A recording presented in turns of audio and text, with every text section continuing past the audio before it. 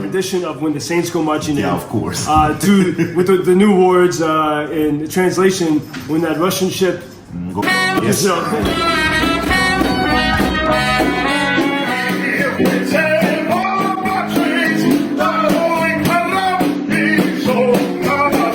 If you live in Odessa, then it means that you sing, that you laugh, that you smile, and then you enjoy a tasty food. Well, Joe Lindsley talking to you with my friend Yaroslav Trofimov. Trofimov. Odesa signature dishes. When Russians try to say that this is a very young city founded by Empress Yekaterina, come on. Night and day.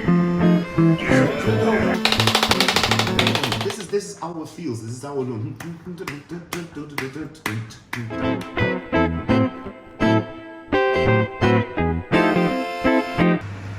There's a rootedness, there's a depth, there's a funkiness. It's a funky. America to showcase that, if you ask me, Odessa is the New Orleans. Is the new Orleans, if you ask me.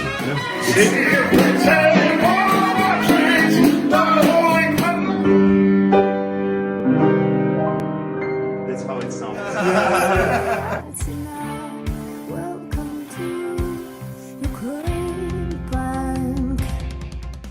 From Odessa, the beautiful city of Odessa by the Black Sea. Joe Lindsley talking to you with my friend Yaroslav Trofimov. Trofimov. I try. You know how it's over right there. And we met during the pandemic sometime at the great and late lamented jazz club in Lviv, LV Cafe. And I lived in New Orleans for a little while. You love New Orleans music and food. Yes, and I love the food of New Orleans, the music of New Orleans. Yes, you traveled the there. vibe. You made a rendition of When the Saints Go Marching In. Yeah, of course. With the new words in translation, when that Russian ship. Go fuck yourself. It was wonderful. It was absolutely amazing. No, we did a correct translation in English. It sounds like when the ship go bottoming. When the ship go bottoming. It was phenomenal.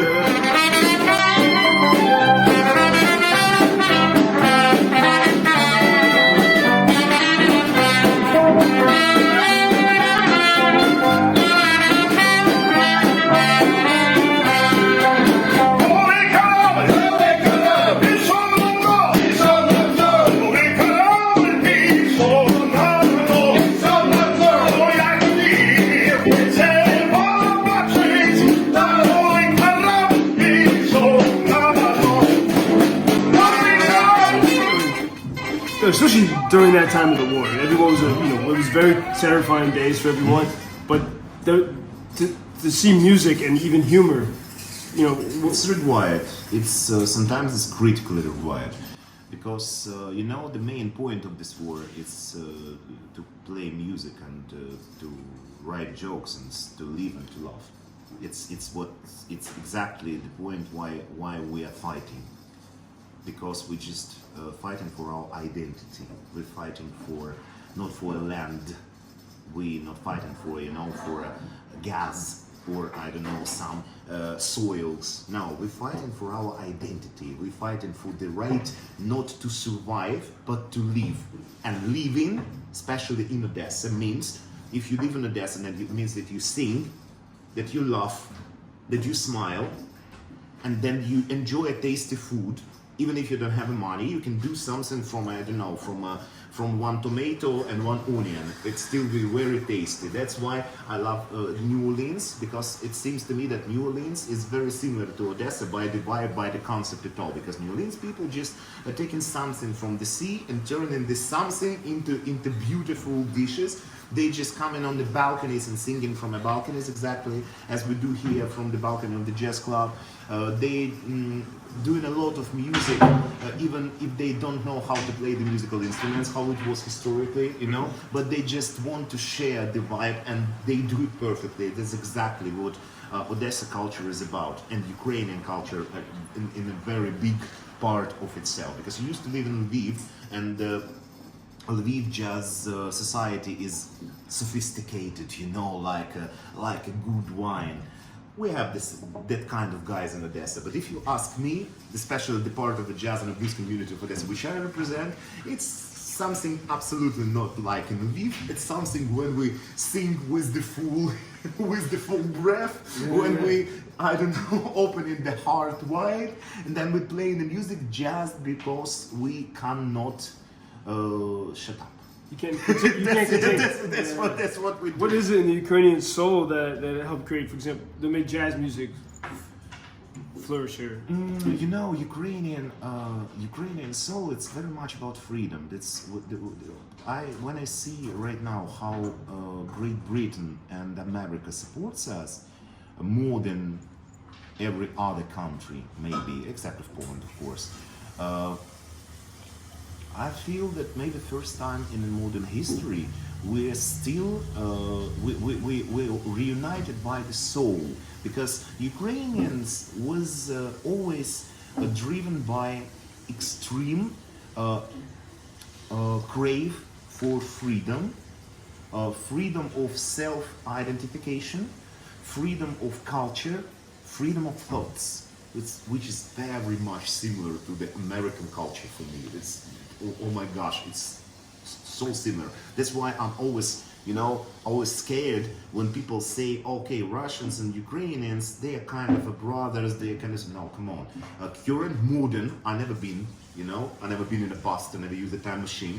I don't know what Russia was in 1735. During the time I don't know. But current Russia, it's about hating of the concept of a freedom. It's about living with the Tsar. It's about being repressed and oppressed and having a lot of fun of this. And enjoying the power to put somebody in jail. If you don't like somebody, just put somebody in jail. This is the concept of modern Russia. Yes, it's it's like two worlds, worlds. I'm sorry, it's like Mars and Venus. I'm sorry, the Ukrainian basic needs. That's why we're fighting this war right now. The basic needs is to be free, not to be dictated, not to be ruled from outside, not to be forced to do something you don't want to do. And of course, this makes our jazz, and not only jazz music, to flourish, because we realize what the jazz music is. We deeply understand what the blues music is. Of course, Ukrainian jazz and blues music, it's not similar to American. When we perform American jazz standards, it never sounds like original American jazz standards. It sounds something else. But the idea, the feel, remains the same. What is that? That's something else. Is it some is it a Jewish element from Odesa? Different melodical concepts, different rhythmical concepts at all. For example, I can say for everyone else. But for me especially, it's maybe all the music which I sing, it's always a bit more polka than American music. When I even do every swing music, it's a little bit polka, because Ukrainian and especially Odesa jazz is called klezmer jazz. If you know what a klezmer jazz is, it's a gypsy jazz. If you know what a gypsy jazz is, it's a genre which was created in Odessa. Originally, really? Yeah, of course. The both of these genres, gypsy jazz by itself created in France, but the influences to the gypsy jazz was originated from these lands. Klezmer music, a lot of big writers, a lot of big composers, the first ones was from this land originally. So this is our feels. This is our.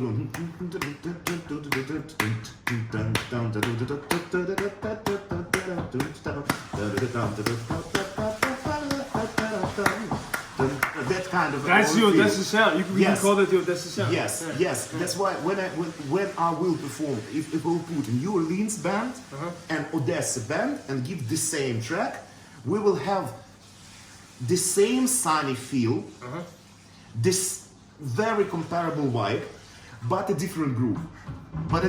This is different. Okay, maybe New Orleans the groove would be a little slower. And little more, like a big ocean waves, Yeah, but Odessa will be straightforward. Will be very straightforward. That's what I feel in our old music. A very clear intention to put people in dance. Very clear intention, you know, without any decorations. It's not to watch from afar.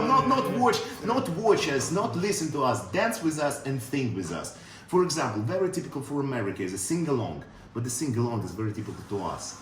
It's like a basic culture here. Most of Odessa old songs created to sing along. That's another connection between our cultures, you know. It's And a very you've seen, close so connection. since the war started, you began having concerts on the balcony. Yeah, And from a day 20. day 20, because the first 20 days, the beginning of the war was with days without music. In Lviv, was it true The here? beginning of a war for us was days without understanding what to do next. Life right now, understand. But we still tried to do something, but we realized that a lot of people are really scared. We did 3 shows and for 2 guests because all other guests was absolutely afraid of coming outside. And we started to work on theatrical play. We gathered all our actors. We gave this space for a volunteer center. It was 5 months of you were making volunteers sitting here on every floor and doing armored vests, for example.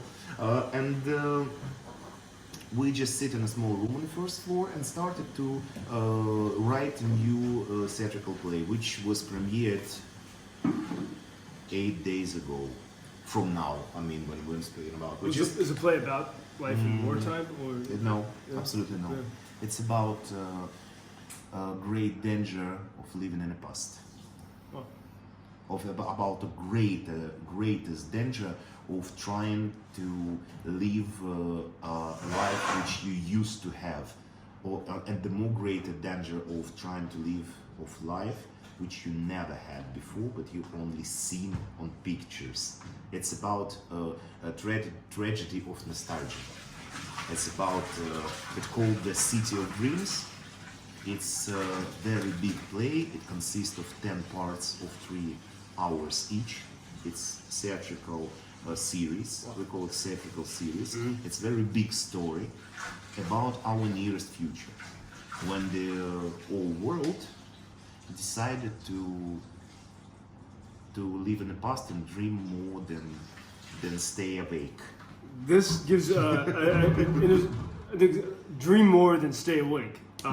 This gives the question of nostalgia, because I've been following a lot of your posts on Facebook. We're very eloquent about Ukrainian language, Ukrainian culture, and because Odessa has always been a Russian-speaking city. Russian Right? speaking, yes. Yeah, I've been following a lot of your posts on Facebook. We're very eloquent about Ukrainian language, Ukrainian culture, and because Odessa has always been a Russian-speaking city. Russian Right? speaking, yes. Yeah, and so how I've talked to friends in Kharkiv and other places that are reclaiming their Ukrainian heritage and language and identity. Some might say that's nostalgic, but can you explain what does it mean for you to sort of reclaim that especially the language, Ukrainian language? Okay, let me realize Odessa is a port city. Cheers. Odessa is a port city and touristic city. And our image was built around Russians and Belarusians and some Moldovans. That's why Odessa was Russian speaking, because it's good for business. Well, let me make it straight. We always hated Moscovan tourists, because it's impossible not to hate the Moscovan tourists, which are coming with 2 intentions: to be drunk as fuck and exploit everybody, and to fuck everything which is moving. Everybody knows about this. Everybody knows that Moscovan tourists, most of them, not every, there are different people, but maybe 80% of that tourist was always like a pure devastation, like a pure humiliation for the city. But they always came with the money. That's why a lot of modern Odessa myth was built about how to entertain Moscovan tourists. Because they have a lot of money and they want to see a Teta Sonia with some bычки They want to hear stories about Ostap Bender, but not the real one stories about Ostap Bender, not literature stories about Ostap Bender. Like kind of the shitty stories about that Ostap Bender, like the same as a Benny Creek. He was a criminal, and being a criminal is so much fun. And he made a pah pah pah, and everybody say, yeah, he had every woman he wanna have something shit like that. Crass. Yes, yes. So it's completely redneck. It's entertainment for rednecks with the incredible bunch of money. That's why we have a seaside clubs, like you may be seen in Arcadia, built for very specific kind of audience. From afar, they might look nice and they might be expensive, but they're cheap. Like this is handmade, but those places are cheap, and there's something very despairing about it. Yeah, and you just need to realize that's why Odesa was Russian speaking, just because of business. Just because of business. Right now, when the war started, we see more and more people in Odessa starting to speak Ukrainian in regular life. You know why? Because we all realized we don't need to do this anymore. Speaking about me, I'm a writer, I'm a composer, I'm a drama playwright. Of course, I did a commercial works in Russian, because if I want to have a wider audience, I write in Russian. If I want to sell my play, for example, somewhere to Russia, I need to write in Russian. This is kind of a soft colonization. Let's say economical colonization. Of course, we were stuck with Russian tourists in Russian cultural space only because we never tried to promote ourselves to Europe, to America, to showcase that, if you ask me, Odessa is New Orleans. It's the new Orleans, if you ask me. Yeah. Safer too, you're not going to get shot. It's seaside, a lot of seafoods, not during the war, of course, a lot of balconies with music, a lot of festivals, a lot of interesting people, beautiful people. I will not be sexist telling the gender of the people. A lot of interesting places, small and cozy, like my place. It's even smaller, with very interesting jazz and blues culture, etc., etc., etc. But we never promote our city like that.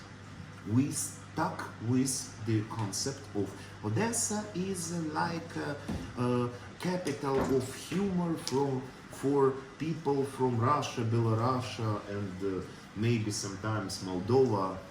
Like a little Vegas. Yes, that's why very small Vegas. That's why we used to speak Russian. Right now, thanks to Vladimir Vladimirovich Putin, the best Ukrainian politician ever, who made so big investment to Ukrainian identity and culture, which no one of our politics except of Taras Chernobyl never did in their life. Thanks to Vladimir Putin, right now we no need of Russian tourists in our place no more. We don't need Russian ships in our place no more. That's why we will be speaking Ukrainian. That's why I'll right now write in my place in Ukrainian language. Because if you ask me, not about political side of it, not about identical side of it, just about quality of literature. Russian language is Esperanto. Ukrainian language is like a language, real language. If I write, and I do write, of course I prefer to write Ukrainian, not Russian, because Russian is synthetic language. Modern Russian, which we have from Soviet Union, is absolutely synthetic language. Like English is made up from so many. English, it's good for business. It's very good for business. Let's make it straight. Ukrainian is like Italian, like French language. I'm sorry.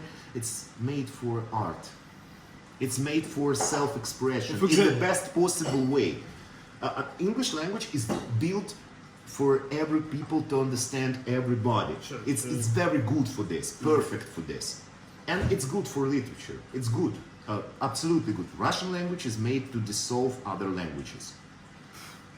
The only purpose of Russian language is to eradicate other languages. That's why you have every second word in the Russian language which is from another language without any sense at all.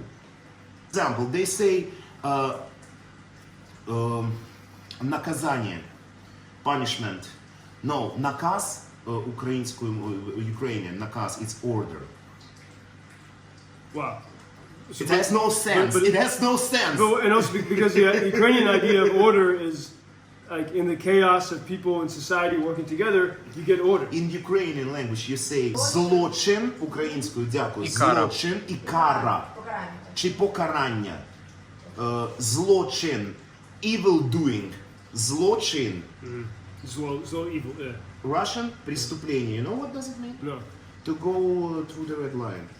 To go over the red so- line. To cross the line. So in Ukrainian, the idea of crime means Is evil. you did something evil. It's because there's something good, and you should be good. And in Russia, it has nothing to do with good or evil. It's you cross the line that the Tsar Yes. or the Putin or the But government yes, said, and if yeah, you cross the line, that's it. you have a ordering. Reordering.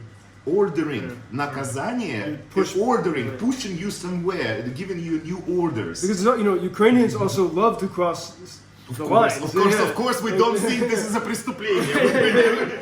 we never think about this as a преступление. I was talking on American radio a few days ago about this because there's some lovely Americans like Russia somehow, and they like some of my old colleagues when I worked at Fox News, they call Zelensky a dictator, and I said, whoa. I said Ukrainians don't even listen to the police officers. Of course. There's no way that there's a dictator here. There's no chance. You just need to explain to your friends there is no chance of having a dictator in Ukraine. We had one dictator. His name was Yanukovych. He was tried to be a dictator for 1 week. After 1 week, he just flew to Rostov on Don. To Russia. Yeah, because it's absolutely impossible. Nobody in Ukraine will never allow any dictator. It's absolutely impossible. And this goes back to your roots. About the freedom. About the yeah. freedom. Let's just make it straight. It's the basis. It's the basics of Ukrainian culture and self-identity. That's why Russians. That's why Soviets was always just killing billions of Ukrainian people, just killing. Because they knew they could not be shut up. Absolutely. You cannot do nothing with Ukrainian people except of kill us or just go fuck yourself and let us free. There is only two options what you can do with Ukrainian people. Yeah. Or you Russians still try to kill us. is 300 years, almost. 100. Yeah, it's the same story over and over, and I've seen some parallels because my family's Irish American, and the language is forbidden, the culture, the religion, but the freedom part is very uniquely Ukrainian. And what since the war started, the full-scale invasion, February 24th, obviously you don't have any Russian tourists coming here. Has the aura of Odessa changed? Has it become more Ukrainian in a sense, or maybe it's too early to tell? Of course. I told you that being, Russian speaking and Russian oriented, as you think, we've never been Russian oriented here, Russian speaking maybe. This is like obligatory. Right now we don't have these obligations no more. That's why Odessa will return to its Ukrainian identity very, very, very fast and very soon. And it's happening right now. Because you need to understand, Odessa was always a Vatican. It's a country inside a country. A Vatican. The Vatican, yes. Odessa, it's very Vatican style because we have our own cuisine. We have our own language. I will explain about Odessa language. We have a very strong and powerful Odessa culture. We have a very strong and powerful Odessa, like a moral code, like a concept of living in Odessa and behaving in Odessa. So we always do, which is good for us and good for business. Before the war, the full war, before the Crimea incident, etc., we was kind enough to welcome Russian people and Russian business here. Let's just make it straight. Kind enough because we never loved it. Because it's very hard to love. It's very hard to love. We are really different in cultures, really different. And we don't really like when Russians just steal all our writers and all our writings. You know, Take the credit. they take a credit. 60 to 70% of all Russian comedy made in Odessa. I mean, literature. produce- Yes, they I mean, produce- literature. All comedian literature. It's all from Odessa. Really, Yes, really. all the comedians are from Odessa, all the comedy writers, all the landscape of Soviet humor made by 3 Odessa writers. The main one of them is Zhvanetsky.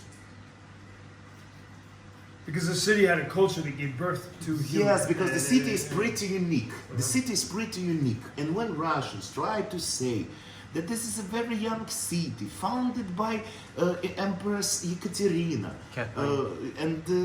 come on, and built by Russian people, come on. It's built by French and Italian people. It was it has more than 1,000 years of a history. It was a Cossack. Yes, it was a Cossack settlement. It was a Turkish port. It was Greek. a lot of the Greek settlements. A lot of everything. lot of with, people. with a lot of people inside. Odessa is, extra multicultural city, enormously multicultural city. And when you say, do we have a Jewish influence in our culture? Come on, we have a Jewish, Bulgarian, Romanian, French, German, English. Polish, every influence you can find in Odessa. Yeah, and that's why we basically wait for Catherine monument demolished. Yeah, of course. And that's For like me, simple manipulation. If you ask me, we never should demolish it. I have 2 plans for this. One is such a pity is. We're talking about the big statue. Yeah. Catherine. One of them is a bit fantastic, but my beloved. I read that occupants in Kherson want to have a statue of Ekaterina. That's why my idea was to hire 2 helicopters. Oh. Put the Katerina and drop it down into the Hex. I love it. Of course, it's fantastic, but you need to agree with me that it will Drop be it kind on- of the show. Dropping right on the heads of the occupiers. To the heads of the occupiers. That's more artful way to get rid of it. This is a Ukrainian response. But if you ask me, the whole monument should be moved, not demolished. It should be moved to the open air museum along with the statues of Lenin, Dzerzhinsky, Russian unknown soldier, all the crap of this. And all we need to change in this monument, we need to add 2 quote signs. Ekaterina establishing Odessa, and we just need to put a small 3-dimensional model of Odessa before Ekaterina. It was a very big city. We just need to put Odessa, Ekaterina establishing Odessa. I had until this conversation, I had no idea. And I've studied a lot about it, but it's hard to find that information. Come on. The BBC had a show about the history of Odessa, and it was all that's- Catherine the Great. She said. It was a working port. Yeah. It was a working Of course, port. it was a very... Yeah, just try to understand how it's fucking possible that the place like that was a blank millennia. space for millennia. Just try to When you imagine. have the Greeks and the Mongols and the Turks And the the best Poles. place on the Black Sea, just on a straight line from It was to Turkey. Yes, how is this fucking Catherine's possible? amazing brain. Come on. of course, the place existed before. Of course. Yeah. That's just like the propaganda. Yeah. That's how it very works. Simple, very simple, very basic. Very Yeah. simple, very basic propaganda. What is... So would you say the people of Odessa today are unified? They know their identity as Ukrainians? We know that our identity is Odessa and Ukraine. Yeah. Of course. You need to understand that Odessa, city of Odessa, it's very similar to Italian culture. Because in Italy, every region has specific way of speaking, specific way of cooking, specific way of playing music. There's very similar to the situation we have in Odessa. Italians never say I'm just Italian. I'm a Neapolitan. They say I'm from Bologna. I'm from Rome. I'm from I'm Genovese. No, something like that. We are the Odessa people, of course. We're people of Ukraine. Of course, we're Ukrainians. There's no doubt of I this. think also like people from Texas or Vermont. Like, Maybe yes. Maybe yes. I don't know. But not so strong. Like here, so what is Odessa cuisine? What is the Odessa? Oh, come on, it's maybe at least 30 signature dishes, at least 30. A lot of seafood. Not just the seafood, I'm not speaking about ingredients, I'm speaking about the recipes, the way of cooking, the signature recipes. It's eggplant caviar, it's steak from anchovy, it's, for example, grilled vegetables in salamur. It will be specific Odessa way of poached eggs or deviled eggs. It will be at least 5 types of signature Odessa salads, which European and American people never tasted before. I have a lot of friends of mine from all around the globe, and when I cook something Odessa for them, they love it, and they never get this before in their lives. There is our specific local pancakes, which we do in our local way. A lot of them, just a lot of them. Our specific bakery, local Odessa bakery. Not okay. You need just to understand. France have a croissant, and everybody knows that the croissant is from France. Odessa, if we'll just narrow the list, we still have at least 10 croissants. I mean, no, our croissants. Very special, very signature, and very recognizable. What do you call it? If I go to a cafe in Odessa, what do I order? It's a very big problem, because most of cafes in Odessa have Odessa cuisine, but real Odessa cuisine should be made from fresh ingredients, should be expensive. But Russian tourists always thought that Odessa cuisine should be very cheap. That's how they, how do you say in English, distorted. That's how they distorted our market and force a lot of cafes on the market to cook a bad Odessa cuisine, cheap Odessa cuisine. Because if you ask me, just imagine, one of our typical signature dishes, just imagine, you know what anchovy is? We have a different kind of anchovy called hamsa. But in Odessa language, we call it tulichka. It's very hard name, tulichka. You do a tulichka steak or an anchovy steak. What is anchovy steak? You just need to clean every small anchovy by your own hands to make a fillet of every small anchovy. Then you need to marinate it a bit. Add 1 egg, a little bit of fresh mayonnaise, a little bit of green onions, a little bit, small touch of, how do you say, panka, of breadcrumbs. You need to combine it together and put every single fish on a pan alone to make a beautiful, like pinwheel, yes. And you need to pan it until golden fried from one side and then turn around. And you need to have at least 10 of this to serve this with the fresh yogurt or sour cream sauce with some fresh dill, and to enjoy this until it becomes warm, because you need to eat it right now until it's crispy. And you call this the anchovy steak? Anchovy steak. Yeah, I must try this one. Биточки из тюлечки. Do you see the amount of work behind the finesse and but you have to have you can't be despairing. You have to eggplant caviar. Let me explain. Eggplant caviar. You take 4 kilos of vegetables to make that amount of eggplant caviar. You need the eggplants. You need bell peppers. You need tomatoes. You need onions. You need garlic. Then you need to grill everything until the skin will be black. I mean ruined. The skin should be just destroyed. Then you need to cool everything down. The skin, chop with wooden chop. Never use a metal chop because metal changes the taste of vegetables. You chop this, you drain this, you chop this again, you drain this again. Then you need a local Odesa fried sunflower oil. Have you ever tried the fried sunflower oil? I mean, no, probably not. Man, this is the basic common sense of Odessa cuisine, and if you ask me, the common sense of living in the world at all. If you do every fresh salad, you definitely need a fried sunflower oil. You need to go to Privoz market and just to buy it. It's sold without any brand. It's very dark. This is the big bazaar. Yes, on the big bazaar. It's very dark.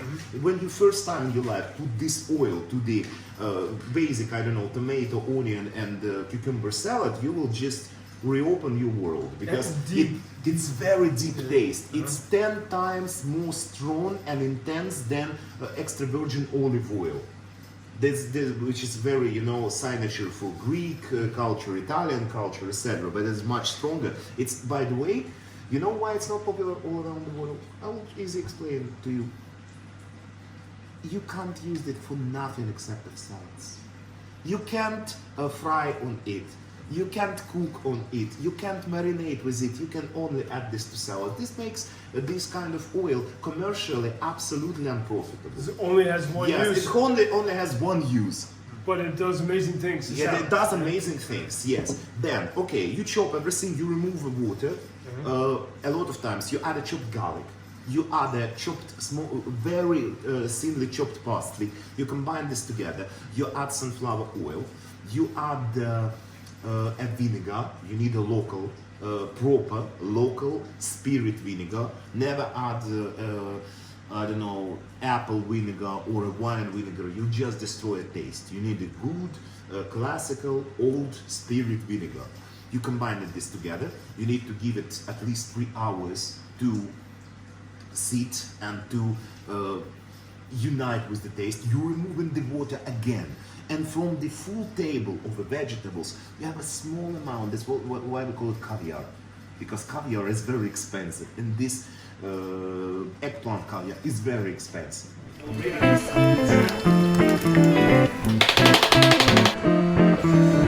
Do you know what it means to miss New Orleans to me every night and day?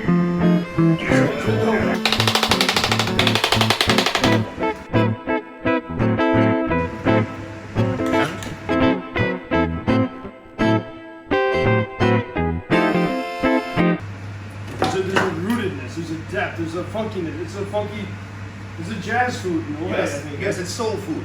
It's exactly, you describe it. You're describing it. It's a true soul food, yes. This is one of the best things I've ever eaten. It's truly fantastic.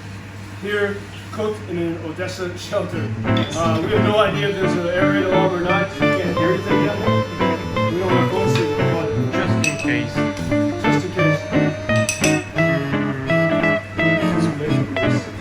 Get back to work. So here we are in Odessa on a beautiful summer day in wartime. We're upstairs now, but this food, my friend Chef Yaroslav prepared, chef and maestro and Renaissance man, prepared in the shelter kitchen, underground, so we were quite safe. True Odessa signature dishes. All of these, you have this lots of Salamur vegetables. It's eggplant caviar. Just imagine it's 4 ingredients with sunflower oil, but they keep the deep fried stuff in the best. Yeah, don't forget it's not in here. I would almost drink it. I would take shots of it. So here we go. Smushnoha.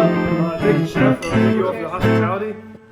Because I don't want to respond to air alerts no more. Because the air alerts, it's, I don't know, can anybody in America just understand this? Every hour air alert is real. Yeah. Especially on the Independence Day. Yeah, we have it. It's all real, but we don't want to hear it anymore. You know why? Because we have 6 to 10 real air alerts every day. Yeah. And we have maybe 2 or 3 shellings every day. It's 6 months, you know, we don't want to hear it anymore. No, okay, we react to it, but can you just imagine how, not you living in Ukraine, you live in Lviv right now, but which is pretty much protected, and not totally, but and people in USA just try to realize how it's to live with the constant possibility of Being dying killed. today, which is so obvious and so clear that you better think that you will die today than think that you will stay alive, because for your mentality it's much easier to just to embrace that you will die of shellings because it makes you safer. It just makes you feel better, because it's fucking impossible to be scared every day And maybe during the months in a row. you can't take it. The human system can't take that. That's why we all, if you ask people, that's why we all absolutely, right now, we are absolutely agree with idea that the next missile could be for us. Everyone, absolutely, we're okay with this. We just know it. We just know it, and that's all. That's how we live. This is. So, thank you for the conversation. You're welcome. Yeah, thank you. Навзаєм.